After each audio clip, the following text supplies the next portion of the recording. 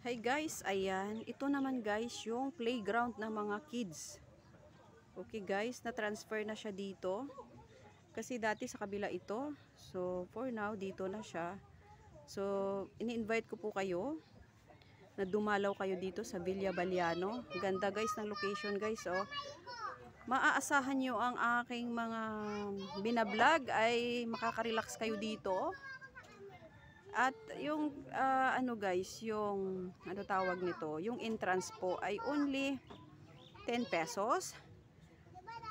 Then pag mag-rides dito is only nakalagay 10 pesos ang entrance. Yes. So ayan siya. Ayan siya guys. Ang mga kaganapan, 'di ba? So, ayan yung kabila na yan guys, yung sa camera ko. Caloocan na po yun. Caloocan. So,